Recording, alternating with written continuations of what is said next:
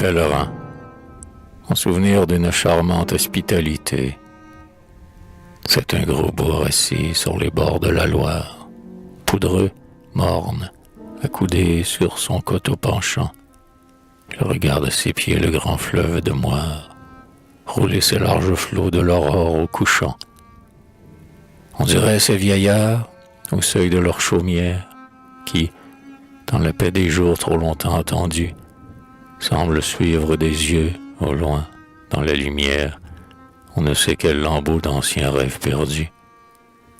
Il repose au soleil, il dort sous les étoiles, songeur, mais sans regret, de saison en saison, il voit s'éparpiller les seins de blanche toile que la brise du large emporte à l'horizon. Il ignore le bruit, les chocs, la vie émue. Il n'aperçoit, quand vient le réveil du matin, de toute la fumée où le monde remue, que celle du steamer qui fuit dans le lointain. Autrefois, dévastant la campagne et les villes, rasant les foyers morts et les champs d'épis mûrs, deux fois le noir brandon des discordes civiles en décombres sanglants transforma ces vieux murs. Mais le canon s'est tu, la torche s'est éteinte, partout la quiétude a remplacé le bruit. Ce n'est plus le tocsin, c'est l'angélus qui teinte, dans le beau clocher neuf du temple reconstruit. Le villageois paisible a rebâti son gîte, les champs ont retrouvé leur blond manteau d'épis, et si quelqu'un s'émeut, c'est qu'un oiseau s'agite dans le lierre qui grimpe au vieux mur écrépi. Silence dans la rue et calme sur la grève. Oh, quand le cœur s'éprend des choses d'au-delà, pour caresser en paix sa pensée ou son rêve, quel coin de paradis que ce bon vieux bourg-là. Je le revois souvent, aux heures fugitives, où le poète, un peu comme les amoureux, s'attarde à contempler les douces perspectives qu'éclairent leurs rayons des souvenirs heureux. Un jour d'isolement, comme mon âme assoiffée, cherchait la poésie au hasard du chemin, fût-ce la providence ou quelque bonne fée, quelque chose m'avait conduit là par la main. Mon labeur n'eut jamais de plus fraîche retraite, ma méditation de plus ombreux sentier. Jamais je n'ai cueilli, plus tendre et plus discrète, la fleur au doux parfum des saintes amitiés. Nous avions là jardin, verger, pelouse verte, avec des murs croulants sous les pampres. Vraiment, cela formait, autour de ma fenêtre ouverte, un gracieux tableau dans un cadre charmant.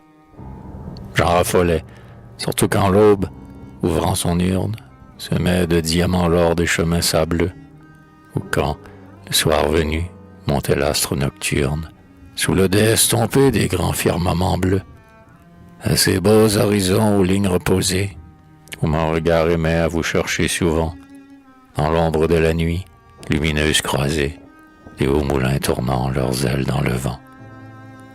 Comme ils me captivaient avec leurs silhouettes, de grands pins parasols émergeant des massifs, leurs donjons de baisers hantés par les chouettes, et leurs prés verts, plantés de vieux chênes pensifs.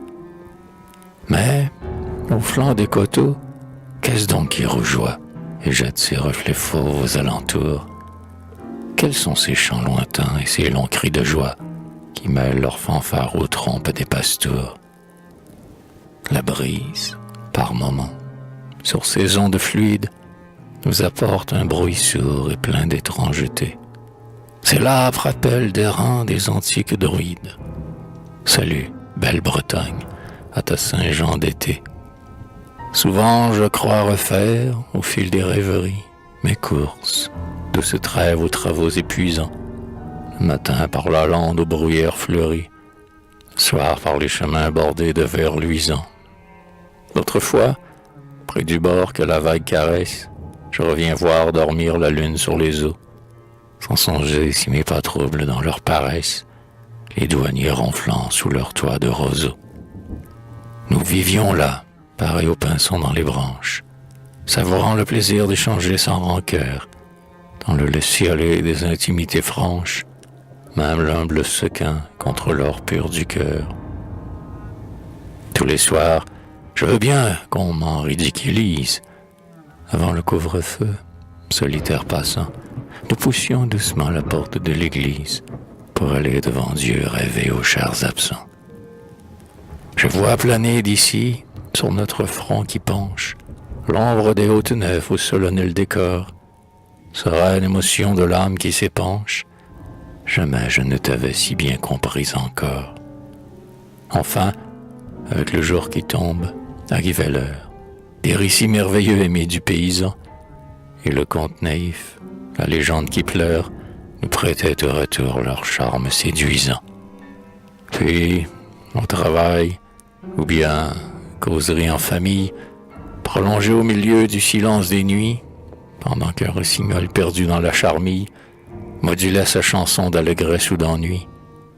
Alors, tandis qu'au vol des vagues fantaisies, nous chassions la chimère aux attraits persifleurs, que deux fois la clé d'or des chastes poésies nous ouvrit les jardins de l'idéal en fleurs. Ce temps est loin déjà. L'année au pas rapide a 4 fois depuis tourné son sablier.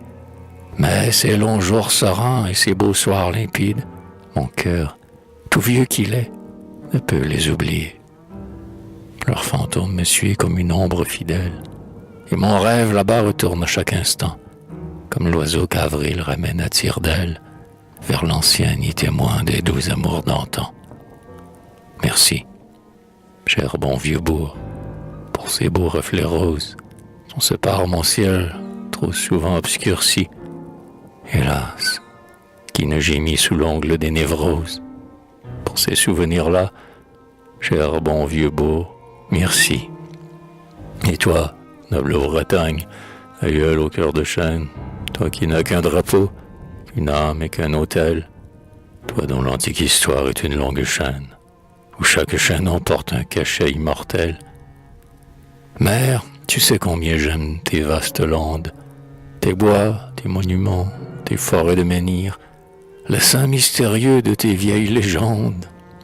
À toi surtout, merci pour ces chers souvenirs.